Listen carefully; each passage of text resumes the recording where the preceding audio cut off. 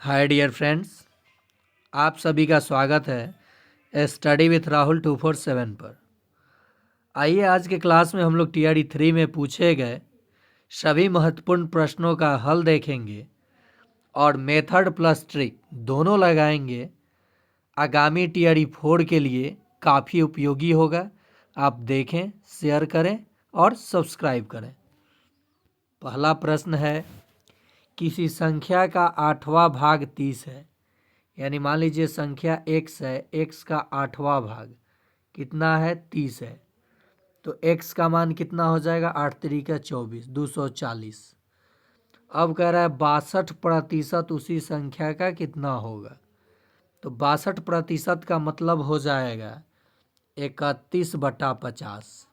तब 62% को आप जब बदलेंगे फ्रैक्शन में तो ये हो जाएगा 31/50। ठीक है, तो 240 को हम लोग 240 को 31/50 से गुना कर देंगे। ये कट जाएगा 0 से 0। 24 एकम 24, यहाँ गुना होगा। 24 एकम 24 के 4, हाथ में 2, 24 तिया 72 और 2 74, अब बटा में 5। इसको जब हम लोग काटेंगे तो 5 एकम 5, 5 चौका 20, 5 अट्ठे 40, अब पॉइंट फिर 4 जीरो आ रहा है, 5 अट्ठे 40, 148.8 आंसर हो जाएगा। क्या किया मैंने? 8वां भाग, तो संख्या को x माना, x का 8वां भाग 30 है, तो x का मान संख्या हमने निकाल लिया।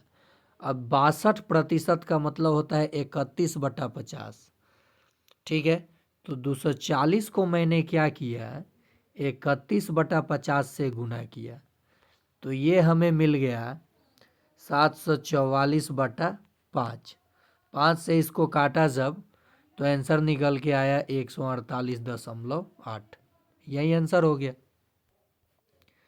चलिए दूसरा प्रश्न है, एक अधिकारी का वेतन 25% बढ़ा दिया जाता है, तो नए वेतन को कितने प्रतिशत घटा दिया जाए कि पुराने वेतन अपरिवर्तित रहे, मतलब पुराने वेतन पर आ जाए। कितना बढ़ाया जा रहा है? 25। कितना बढ़ाया जा रहा है? 25%। तो पहले 100 था तो अब 125 हो गया होगा। 25 बढ़ गया, नीचे लिखेंगे 125 गुना 100। 25 बच्चे 125, 5 से 100 कट गया, तो कितना हो जाएगा? 20%। नए वेतन में कितने प्रतिशत घटाना पड़ेगा? तो 20%। ऐसा प्रश्न जब भी मिले तो आप ये दिए गए प्रतिशत को, वैल्यू को ऊपर लिखिए और बटा में 100 में जोड़ कर उसे दिए गए प्रतिशत वैल्यू को 100 में जोड़ के 100 से गुना कर दीजिए, आंसर आ जाएगा। नेक्स्ट प्रश्न है सिक्के पर आधारित। एक थैले में 5 रुपये, 2 रुपये तथा 1 रुपये के सिक्कों का अनुपात दिया है। सभी सिक्कों का कुल मूल्य 2000 है। थैले में 2 रुपये की सिक्के बतानी है। तो मूल्य का अनुपात देख लीजिए, 5 दूनी 10x जोड़ 3 दूनी 6x, क्योंकि 2 रुपये की सिक्के 3 अनुपात में है, और ये 4x। ये मूल्यों का अनुपात हो जाएगा। 6 4 10 और 10 20x। 20x का मान दिया है 2000। 1 0 से 1 0 कट गया, 2 से 100 कटा, 2 से 200 कटा, 100 आ गया x का मान। कह रहा है 2 रुपये की सिक्कों की संख्या क्या है? 6x। क्या है? 6x है, और x का मान 100 आया है, तो 6 गुना 100 बराबर 600 सिक्के होंगे 2 रुपये के, जो कि ऑप्शन में नहीं है, तो उपर्युक्त में से कोई नहीं उत्तर हो जाएगा। क्या हो जाएगा? उपर्युक्त में से कोई नहीं। ठीक है, अगर पूछा होता 1 रुपये की सिक्कों की संख्या तो 400 हो जाता। पूछा होता 5 रुपये की सिक्कों की संख्या तो कितना हो जाता? 100 से गुना करते 10 को 1000 हो जाता। तो 1000 पचे 5000 रुपया हो जाएगा। क्या हो जाएगा? 5000 रुपया। यहाँ पे 3 और ये कितना है 100, 300 होना चाहिए था। देखिए 300 होता तब ना 600 रुपया होता। और ये 2x 200, तो 200 पचे 1000 तो 600। देखिए यहाँ पे क्या होगा आंसर, वो तो मूल्यों का अनुपात था, सिक्कों का अनुपात 2x 3x और 4x था। तब भी यहाँ x का मान क्या आया था 100, तो 2 रुपये की सिक्के होने चाहिए थे 300, जो कि ऑप्शन में नहीं, तो यही आंसर है। 5 रुपये की सिक्का पूछा होता तो 200, 4 रुपये की सिक्का पूछा होता तो 400, क्योंकि 4x है। ठीक है, आगे देखिए प्रश्न कह रहा है कॉस स्क्वायर थीटा बटा साइन थीटा जोड़ साइन थीटा का मान क्या होगा। सभी क्लास 10th से आइडेंटिटी पे त्रिकोणमिति से लिया गया प्रश्न है। मैं करा दूंगा क्लास 10th का त्रिकोणमिति, कोऑर्डिनेट ज्योमेट्री यानी निर्देशांक ज्यामिति और हाइट एंड डिस्टेंस, क्योंकि त्रिकोणमिति से मेंसुरेशन से ज़्यादा प्रश्न आ रहा है, और अलजबरा से भी, द्विघात समीकरण तो बारी बारी से करा ही रहा हूँ। इसका लघुत्तम अगर साइन थीटा हम लोग लेते हैं तो ये गुना हो जाएगा, ये हो जाएगा कॉस स्क्वायर थीटा और जोड़ साइन थीटा लघुत्तम लिए तो साइन में गुना होगा तो sign square theta. Sign square theta plus cos square theta होता है 1 और नीचे में है साइन थीटा। साइन थीटा का जब इन्वर्स किया जाएगा तो हो जाता है कॉसेक थीटा। ऑप्शन है बी हो जाएगा। एक चीज़ आप जान लीजिए, साइन स्क्वायर थीटा जोड़ कॉस स्क्वायर थीटा का मान होता है 1। इसे आप ऐसे भी तो लिख सकते हैं ना, cos square theta plus sine square theta is equal to 1। तो जब एलसीएम लिया तो ऊपर 1 आ गया, नीचे साइन थीटा, साइन थीटा ऊपर जाएगा तो क्या हो जाएगा कॉसेक थीटा। क्योंकि देखिए साइन थीटा का मान होता है, ये भी लिख सकते हैं 1 बाई कॉसेक थीटा। तो कॉसेक थीटा जब यहाँ आ जाएगा तो साइन नीचे चला जाएगा। आइडेंटिटी घुमा घुमा करके आपको करना होगा। ये पहले परिमेयकरण कर लीजिए, 1 माइनस साइन थीटा इंटू में 1 माइनस साइन थीटा। क्यों? क्योंकि ये प्लस था ऊपर जाएगा, दोनों में सेम चीज़ से गुना करेंगे लेकिन चिन्ह बदल जाता है परिमेयकरण में, और नीचे हो जाएगा 1 plus sine theta into 1 minus sine theta. ठीक है, ये सेम हो गया तो ऊपर अंडर रूट हो जाएगा 1 माइनस साइन थीटा का होल स्क्वायर, और बाटा में क्या हो जाएगा A plus B A minus B 1 minus sine square theta. तो 1 minus sine square theta cos square theta हो जाएगा। तो इसे हम लोग ऐसे भी तो लिख सकते हैं, रूट हट जाएगा, ये होल स्क्वायर ये हटा तो रूट हटा 1 माइनस साइन थीटा।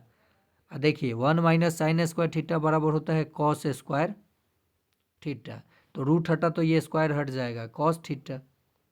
अलग अलग भाग दे दीजिए, 1 को कॉस थीटा से और माइनस साइन को कॉस थीटा से। देख लीजिए 1 बाई कॉस थीटा और minus sine by cos theta, तो ये आ जाएगा सेक थीटा, ये आ जाएगा साइन बाई कॉस होता है tan theta. Sec theta minus tan theta कहीं है, ये हो जाएगा। ये तो ऐसे ही दिख रहा था, जो एकेडमिक क्लास चलाते होंगे, एकेडमिक वाले बच्चों को पढ़ाते होंगे, उनके ऑप्शन देख करके उनको जवाब दिख रहा होगा। पहली एन प्राकृतिक संख्याओं के वर्गों का मध्य क्या होता है, तो ये सी हो जाएगा, क्योंकि ये वर्गों के योग होता है, योग। तो मध्य में तो एन से भाग देना होगा ना, एन से, तो एन से एन कट जाएगा, तो ये वाला ऑप्शन दिख रहा है सी। देखिए थोड़ा फास्ट करूँगा क्लास को, नहीं तो वीडियो बहुत लंबा हो जाएगा, लेकिन फिर भी हर एक चीज़ समझाते हुए मैं इसलिए ये कॉन्सेप्ट करा रहा हूँ कि जो भी मैं टीआरई में 1 में 2 में 3 में 6 to 8 और 9 10th का जो मैथ देखा हूँ या 1 to 5 का, वो सभी मुझे 9th और 10th क्लास से लिया गया प्रश्न दिख रहा था। कुछ 11 से भी लिया गया है, 2-4 इक्का दुक्का। तो आप उसी आधार पे मैं आपकी तैयारी कराऊंगा अलग अलग टॉपिक और किसका वेटेज कितना है आप कर जाइए। स्कोरिंग सब्जेक्ट होता है मैथ और रीजनिंग, बाकी करंट अफेयर्स, जीके, ये सब भी मैं कहाँ से प्रश्न बनता है वो कहीं से बन सकता है, उसका कोई गारंटी नहीं है, लेकिन इसका तो टॉपिक कॉन्सेप्ट सेम होता है। चलिए अगला प्रश्न है, 11 पेंसिलें 10 रुपया में खरीदी जाती है। तो देखिए सीपी ऑफ कितने 11 पेंसिल कितने रुपया में लिया गया 10 रुपया में। तो देखिए यहाँ 11 पेंसिल लिया जाता है 10 रुपये में और 10 पेंसिल बेचा जाता है 11 रुपये में। तो 11 और 10 का लघुत्तम 110 होता है। तो चलिए सीपी ऑफ 110 पेंसिल, तो 11 में 10 से गुना किए तो 10 में भी 10 से गुना करना पड़ेगा, 100 रुपया। कितना 100। अब कह रहे बेचा जाता है 10 पेंसिल कितने रुपए में 11 रुपए में। तो आर्टिकल को सेम करना होगा तो इसमें 11 से गुना करना होगा, 110 पेंसिल। तो इधर 11 से किए तो इधर भी 11 से गुना, तो 121 रुपया। देखिए 110 पेंसिल खरीदा 100 रुपया में और 110 पेंसिल बेचा 121 रुपया में। पेंसिल समान हो गया, मूल्य में कितने वृद्धि हो गई, 100 से ही कितना ज़्यादा है 21, कितना लाभ हो जाएगा 21%। एक देखिए अगर मैं लिखता एक पेंसिल का क्रय मूल्य तो लिखना पड़ता मुझे 10/11 और एक पेंसिल का मुझे विक्रय मूल्य लिखना पड़ता तो ये तो 11/10। तो मुझे दिख रहा था कि ये विक्रय मूल्य ज़्यादा है लेकिन बटा में आपको कम समझ में आएगा, इसलिए मैंने आर्टिकल को ही बराबर कर दिया। तो दिख गया आपको, यानी 110 पेंसिल खरीदा वो 100 रुपये में और 110 पेंसिल वो बेचा 121 रुपया में। तो पेंसिल तो समान हो गया, खरीदा है 100 में, बेचा है 121 में, 21 रुपया ज़्यादा में, यानी 21%, क्योंकि 100 क्रय मूल्य क्या है 100 लिया हूँ मैंने। समझ गए होंगे आप लोग। अगला प्रश्न, किसी आयत के प्रत्येक आयाम में 100% की वृद्धि होती है तो उसके क्षेत्रफल बढ़ती होगी।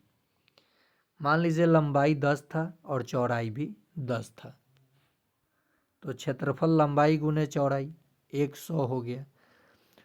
अब लंबाई भी 100% बढ़ा तो 10 का 100% 10 यानी 20 हो जाएगा, और चौड़ाई भी 100% बढ़ा 20 हो गया। तो लंबाई गुने चौड़ाई 400 हो गया। पहले 100 था अब 400 हो गया, कितना बढ़ गया 300%। कितना 300। कैसे, 400 में से 100 घटेगा तो 300 आएगा। अब बाटा में पुराना वैल्यू गुना 100%, 100 से 100 कट गया 300%, सीधे दिख रहा है। बहुत सारे लोग यहाँ देख लेते कि 400 मार के निकल जाते, जो कि गलत हो जाता, क्योंकि पहले तो वो 100 था ना, आप एल भी मान के बना सकते थे, L इंटू बी। पहला क्षेत्रफल हो गया, 10% बढ़ा तो 2L 2B, 2L 2B गुना करते तो कितना हो जाता 4LB। कितना बढ़ा है इससे, 3 ना बढ़ा है 300%। दो संख्याओं का गुणनफल आपको दिया है, अल्फा बीटा का गुणनफल दिया है। मान लिए कि दो संख्या अल्फा और बीटा है 120, और उनके वर्गों का भी योग दिया है, अल्फा स्क्वायर जोड़ बीटा स्क्वायर बराबर 289। पूछा है उनका योग, संख्याओं का योग, उनका योगफल। तो हम लोग इसे लिख सकते हैं अल्फा प्लस बीटा का स्क्वायर, अल्फा स्क्वायर जोड़ बीटा स्क्वायर -2 अल्फा बीटा। क्यों, A plus B the whole square, A square plus B square plus 2ab आता है तो उसमें से 2ab घटा लूँगा तो ये वाला वैल्यू मिल जाएगा। हमें इसका योग चाहिए, इसका मान दिया है 289। देखिए यहाँ पे वर्गों का योग, वर्गों का योग दिया है, घटाओ 2 गुना वर्गों का गुणनफल 120 तो 240, यानी कितना आ गया, 289 में से 240 जाएगा तो 49 बचा, यानी इसका स्क्वायर ना 49 आया है, ये स्क्वायर हटा तो इधर अंडर रूट, क्या आ जाएगा मान, 49 किसका वर्ग है, 7 का। यानी दोनों संख्याओं का योगफल कितना आ गया, 7। ऐसे आया तो प्लस माइनस 7, लेकिन संख्या का योगफल ऑप्शन में केवल 7 है, 7 आंसर। माइनस भी 7 रहता तो दोनों यानी उपर्युक्त में से एक से अधिक। ये प्रश्न फिर से देख लीजिए, आप लोग अल्फा प्लस बीटा का स्क्वायर लिख सकते हैं, अल्फा का स्क्वायर जोड़ बीटा का स्क्वायर -2 अल्फा बीटा, और यही मान पूछा है योगफल। इसके स्क्वायर को हटाया और इधर रूट लेके चला गया। देखिए इसका मान दिया है 289 माइनस अल्फा इंटू बीटा का मान दिया 120, 2 से गुना होगा 240, रूट में कितना आ गया 49, यानी कितना +-7, तो +7 ही आंसर दिया है, संख्याओं का योगफल मिल गया। अगला प्रश्न है 5 संख्याओं का माध्य 18 है, तो संख्याओं का योग कितना हो जाएगा, 18 × 5 = 90। एक संख्या हटा दी गई यानी संख्या बच गई 4 और माध्य हो गया 16, तो कितना हो जाएगा, 16 चौका 64। घटा लीजिए, हटाई गई संख्या पता चल जाएगी। 10 में से 4 गया 6, 8 में से 6 गया 2, 26 हो जाएगा आंसर। तो ये सारे के सारे प्रश्न देखिए कैसे पूछा गया है, और आप कितना इत्मीनान से जवाब दे सकते हैं, बशर्ते कि आपको मेथड पता होना चाहिए। अगला प्रश्न है, ये तो और आसान, लुल्लू पुच्चू। ए का 80% बराबर है बी का मतलब गुना होता है 50%, प्रतिशत से प्रतिशत कट गया, 0 से 0 कट गया, यानी A/B का मान हो जाएगा, ये A के नीचे भी आया तो ये तो 5 यहीं रह गया, और ये 8 इसके नीचे चला जाएगा। A का मान 5, B का मान 8। अब क्या कर रहा है, B बराबर A का x%, A का मान कितना है 5, 5 का x% बराबर कितना, B का मान 8, ये कट गया 100 तो 20, अब 20 जाके गुना हो गया, x बराबर 8 दूनी 16, 160 ऑप्शन में है तो आप कहिएगा C। देखिए कितना आसान प्रश्न है, ये प्रतिशत देख के आप घबरा जाते हैं, सवाल देख के घबराना नहीं है। मैंने A और B का अनुपात निकाल लिया, यानी A का मान 5, B का मान 8। पूछा था A का x%, तो A का मान 5 है, 5 का x% बराबर B का मान 8 है, रख दिया, आ गया हमारा उत्तर। लेकिन हाँ, परीक्षा में क्या होता है कि यहाँ तो मैं घर पे बैठ के पढ़ा रहा हूँ तो कोई टेंशन नहीं है, समय की बाउंडेशन नहीं है, लेकिन परीक्षा में दोस्तों दिक्कत ये है कि एक फिक्स टाइम होता है, उसी टाइम के अंदर आपको सारे प्रश्न को देखना है और करना है, तो थोड़ा सा तो वहाँ प्रेशर बना रहता है, 1-2 प्रश्न छूट भी जाता है गणित का, तो जो छूटे लग रहा है कि नहीं बनेगा उसको छोड़ के आगे भागिए, ये नहीं जो उसी में 5 मिनट लगा दीजिए। पहले आप जनरल यानी जीके जीएस कर लीजिए, लास्ट सारा समय मैथ साइंस पे मैथ रीजनिंग पे लगा दीजिए। बाकी अगर जो पहले आपको आ रहे हो तो ये 2 सेकंड का काम है, टिक कीजिए आगे बढ़िए, टिक कीजिए आगे बढ़िए, जब आंसर पता है तो, नहीं पता है छोड़िए आगे बढ़िए, माइनस मार्किंग की जिक्र ही नहीं है। ठीक है, यहाँ देखिए ये भी मज़ेदार प्रश्न है। एक संबंध होता है बहुलक, माध्यक और माध्य में, जो कि मैं आपको फॉर्मूला बता दे रहा हूँ। बहुलक बराबर होता है 3 गुना माध्यक घटाव, माध्यिका को ही माध्यक कहा जाता है, 2 गुना माध्य, ये होता है फॉर्मूला। ओके, यही होता है फॉर्मूला। तो आप बहुलक पूछा है, बहुलक है, माध्यक दिया है और माध्य दिया है, तो 3 गुना माध्यिका का मान क्या है 28, घटाओ 2 गुना माध्य का मान क्या है 30। बहुत अच्छा प्रश्न है। 28 यहाँ 84 हो जाएगा, घटाओ 3 दूनी 6 60, बराबर में आ जाएगा 24। यानी माध्य कर रहे हैं, बहुलक बराबर क्या आ जाएगा, बहुलक बराबर 24। आंसर हो गया। फिर से एक बार देख लीजिए, मोड को बहुलक बोलते हैं। मोड बराबर 3 into median minus 2 into mean, यानी बहुलक बराबर 3 गुना माध्यिका घटाओ 2 गुना माध्य। इसी पे तो सवाल बनाया मैंने। तीनों में से 2 दिया रहे तो तीसरा पता चल सकता था। नाव और धारा वाला प्रश्न आ गया।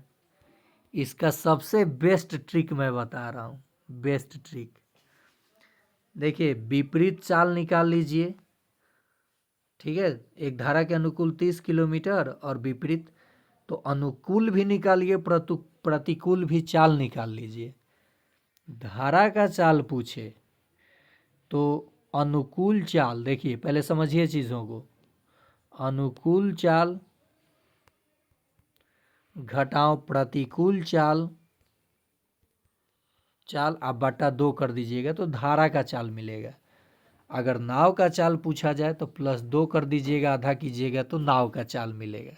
लेकिन यहाँ चाल तो दिया ही नहीं है, किलोमीटर और समय दिया है। कोई बात नहीं, अनुकूल चाल हो जाएगा दूरी बटा समय, यानी 30 में 5 से भाग दीजिएगा तो 6 किलोमीटर प्रति घंटा। और प्रतिकूल चाल हो जाएगा 18/5, तो ये हो जाएगा 3.6। तो ये धारा की अनुकूल चाल हुआ, ये प्रतिकूल चाल हुआ, किलोमीटर प्रति घंटा। धारा का वेग पूछा है, धारा का वेग तो मैंने कहा घटा के आधा, 6 घटाओ 3.6/2, यानी 6 में से 3.6 जाएगा तो 2.4, इसका आधा कटेगा 1.2 किलोमीटर प्रति घंटा। आंसर हो गया। अगर पूछा होता नाव का चाल तो ये जोड़ के आधा, 6 जोड़ 3.6/2, 6 3 9.6 होता है, अब बटा 2 तो 4.8 आता है आंसर। समझ गए होंगे आप लोग। पहले धारा के साथ चाल निकाल लीजिए, धारा की विपरीत दिशा में चाल निकाल लीजिए, घटा कर आधा कीजिएगा, धारा का वेग मिलेगा, जोड़ के आधा कीजिएगा, नाविक का या नाव का चाल मिलेगा। पूरा कॉन्सेप्ट खत्म। सिखा दूंगा, ये अलग से मैं वीडियो बना दूंगा इस पर। एक वृत्त की परिधि और एक वर्ग की परिधि, एक वृत्त की परिधि एक वर्ग की परिधि के बराबर है, यानी परिमाप को ही परिधि कहा जाता है। तो उसका क्षेत्रफल का अनुपात क्या होगा? आंसर 14:11 हो जाएगा। अब आप कहिएगा कैसे, देखिए पूरे समझा देता हूँ। वृत्त का परिधि और वर्ग का परिधि, तो वर्ग का परिधि यानी परिमाप 4 गुने भुजा बराबर वृत्त की परिधि 2πr। 4 को इधर लेके चला आया, इधर गुना में है तो भुजा मिल गया हम लोगों को वर्ग का। वर्ग का क्षेत्रफल होता है भुजा का स्क्वायर और वृत्त का क्षेत्रफल होता है πr²। और वर्ग की भुजा तो πr/2 आया है, तो πr/2 का वर्ग। तो इसे हम लोग लिख सकते हैं πr का स्क्वायर, 2 का वर्ग 4 होगा, ऊपर चला जाएगा क्योंकि तीसरे पायदान पे है। पाई का स्क्वायर यानी स्क्वायर पूरे का है, पाई गुना पाई, ये आर का स्क्वायर। 1 पाई से 1 पाई खत्म, r² से r² खत्म, क्या बचा 4/पाई। 4 अब पाई का मान 22 यहाँ लिख देते हैं 22/7, 7 ऊपर चला जाएगा यानी क्या आएगा 28/22, 2 से कटेगा 14, 2 से कटेगा 11, 14:11। क्या किया मैंने, वर्ग की भुजा निकाल लिया किस में, पाई के फॉर्म में। पाई 2πr था, 2πr था ना, तो पाई r/2 वर्ग की भुजा आ गई थी। क्षेत्रफल हो जाएगा पाई का स्क्वायर r का स्क्वायर बटा 4, और वृत्त का क्षेत्रफल पाई r स्क्वायर। तो वृत्त की क्षेत्रफल और बटा पाई गुने पाई गुना r का स्क्वायर, और 4 नीचे था ऊपर चला गया, r स्क्वायर से r स्क्वायर, 1 पाई से 1 पाई, 4। अब पाई का मान होता है 22/7, 7 ऊपर चला गया, 28/22 यानी 14/11। यही तो प्रश्न था। देखिए मेंसुरेशन, अधिकांश प्रश्न कहाँ से आ रहा है, त्रिकोणमिति और मेंसुरेशन। बाकी परसेंटेज से, रेशियो से, सबसे रहेगा ही प्रश्न, टाइम एंड वर्क से, तो आप उसे देख लीजिएगा। अगला प्रश्न है, देखिए लाभ हानि से भी प्रश्न 2-3 देखने को मिल रहा है। 15 कुर्सियों को बेचने पर 5 कुर्सियों के विक्रय मूल्य के बराबर लाभ हुआ, यानी 5। और 20 कुर्सियों को बेचने पर हरि को 5 कुर्सी के बराबर लाभ हुआ। तो 20, तो ये 5 लाभ हुआ, लाभ प्रतिशत बताना है, और 20 में से 5 घटाएंगे तो 15 आएगा, सीपी हो गया, गुना 100%। 5 दिया 15, 100/3 कितना होगा, 33.1/3%। आंसर ये हो जाएगा। ऐसे प्रश्न जब भी मिले कि 20 चूड़ियों को बेचने पर 5 चूड़ियों के विक्रय मूल्य के बराबर लाभ होता है, तो लाभ प्रतिशत, यही आंसर होगा। 20 घरों को बेचने पर 5 घरों के विक्रय मूल्य के बराबर लाभ होता है, यही हल होगा। ये देखिए, ये मज़ेदार प्रश्न है। कह रहा है एक बेलनाकार पाइप की लंबाई 70 सेंटीमीटर है और इसका व्यास 2.2 है, तो त्रिज्या इसकी आधा हो जाएगा 1.1 सेंटीमीटर। और कह रहा है कि बेलन का आयतन यानी 1 सेंटीमीटर क्यूब का वजन दिया है, कितना, 10 ग्राम। देखिए ये भी मेंसुरेशन का ही प्रश्न है, 10 ग्राम। तो पहले बेलन का आयतन निकालिए। बेलन का आयतन होता है पाई r² h, निकालेंगे 22/7 गुना r का स्क्वायर यानी 1.1 का स्क्वायर तो 1.21 गुना ऊंचाई कितना 70, कट गया 10, तो ये एक अंक आगे चला जाएगा डेसिमल, यानी 22 गुना 12.1 सेंटीमीटर क्यूब। और 1 सेंटीमीटर क्यूब, देखिए 1 सेंटीमीटर क्यूब 10 ग्राम है, तो फिर 10 से गुना करेंगे, यानी 22 गुना 10 से इसमें गुना करेंगे तो दशमलव आगे घसक जाएगा, 121 आई ग्राम में हो गया। आई यहाँ ग्राम में दिया है, गुना कीजिए, 22 से कम 22 के 2 हाथ में 2, 22 दूनी 44 और 2 46 के 6, यही आंसर। आगे भी देख लेते हैं, अभी नहीं घेरेंगे क्योंकि 2 जगह 2 है। तो 22 से कम 22 के 2 हाथ में 2, 22 दूनी 44, 2 46 हाथ में 4, अब 22 से कम 22 और 4 26। देखिए आंसर आ गया ये नंबर, ग्रामे में दिया था। आयतन मैंने क्या किया, निकाला सेंटीमीटर क्यूब में। 1 सेंटीमीटर क्यूब मतलब 10 ग्राम, तो 10 से गुना किया तो इतना ग्राम आया, और गुना कर लूँगा इसको तो आंसर आ गया। प्रश्न देख के घबराना नहीं है, मेंसुरेशन से बहुत लिया जा रहा है प्रश्न। देखिए द्विघात समीकरण इसके पहले मैं पढ़ाया हूँ, इसके पूरे कॉन्सेप्ट को ही मैं पढ़ा दिया हूँ, पूरा फुल वीडियो बेसिक से। इस वीडियो के डिस्क्रिप्शन में लिंक है, आप देख सकते हैं। क्या कहा है, जड़ों यानी मूलों, मैं बोला था ना मूल को जड़ भी कहा जाता है। गुणनफल यानी होता है c/a, और यहाँ c का मान है 6 और a का मान है 2, क्या आ जाएगा 3। कितना समय लगा। नेक्स्ट प्रश्न है, एक साइकिल के पहिए का व्यास दिया है 70 सेंटीमीटर, तो 1720 चक्कर लगाने पर यह कितने मीटर दूरी तय करेगी। यानी वृत्त की परिधि निकालिए, व्यास दिया है, त्रिज्या हो जाएगा, चाहे डी पे भी निकाल सकते थे, त्रिज्या हो जाएगा 35 सेंटीमीटर। ओके, तो कितनी दूरी तय करेगी, तो एक चक्कर में 2πr, और कितना चक्कर मार रहा है, 1720 चक्कर। लेकिन ये तो दूरी सेंटीमीटर में आएगी, 100 से भाग देंगे मीटर में बदल जाएगी।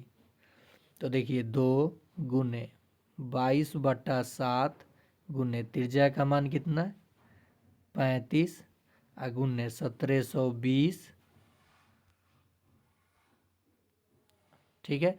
देखिए बाटा में ही लिख दूंगा, 100 से भाग दूंगा तो मीटर में बदल जाएगा।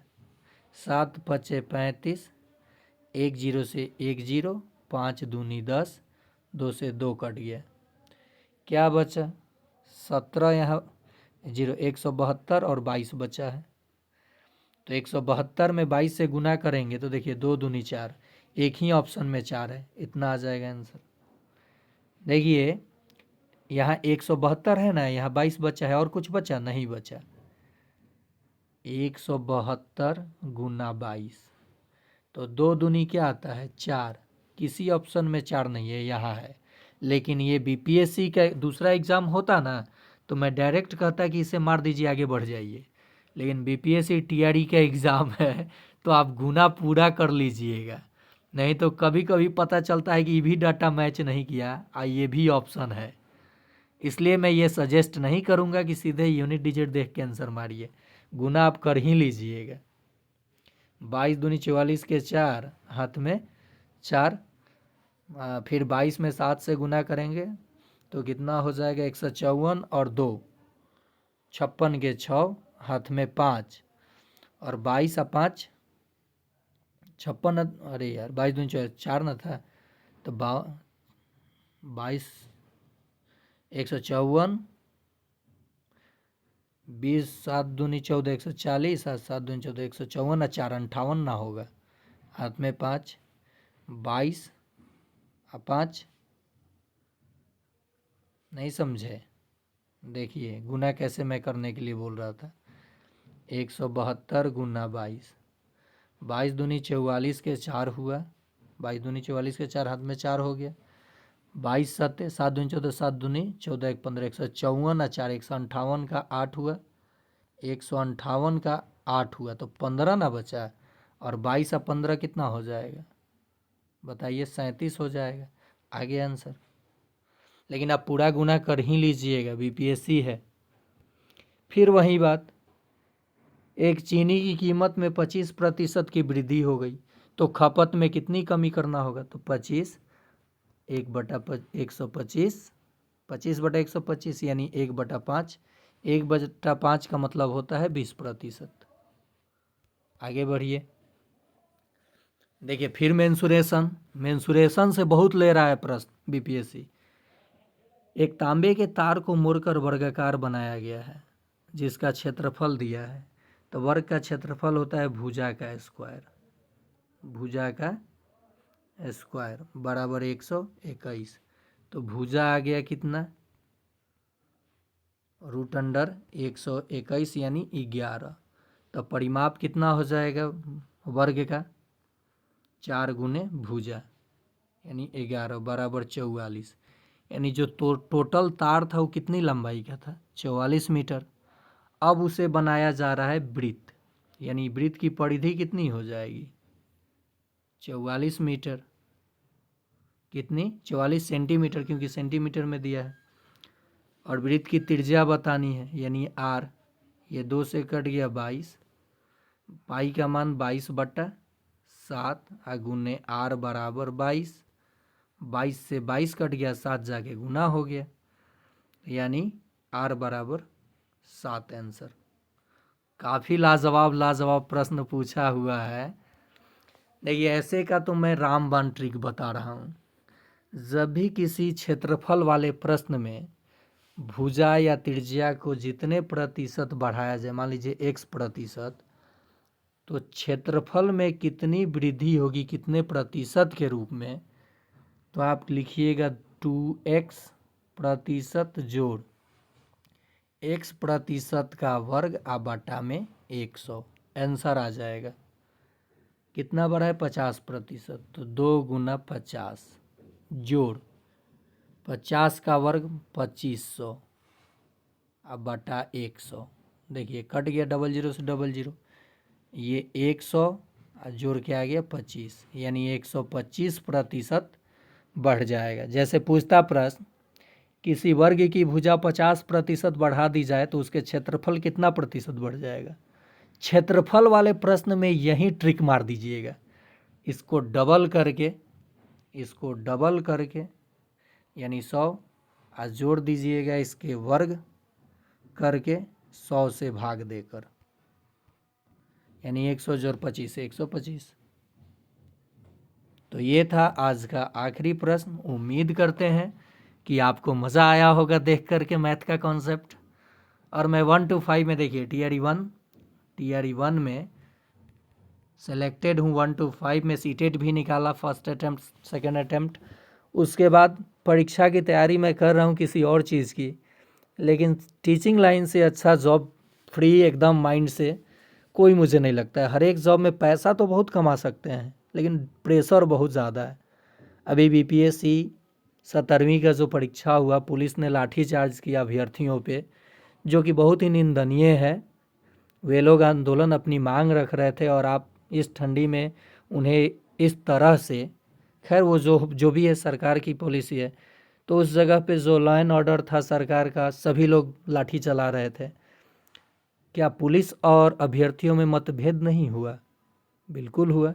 जो लोग जेल जा रहे हैं, जिन पे क्रिमिनल केस दागा जा रहा है, क्या उन पे अत्याचार नहीं हो रहा है? निर्दोष को जब फंसाया जाता है तो उसके बाद वो क्या कदम उठा सकता है? खैर वैसा कुछ भी नहीं कीजिए, आप जीतो और मेहनत कीजिए और अच्छे जॉब पाइए। सिविल सर्विस जो भी सर्विस है आप जाइए और अपना 100% हर जगह दीजिए। लेकिन हाँ, ये ज़रूर है कि थोड़ा सा अपने तरीके से भी चलना पड़ता है।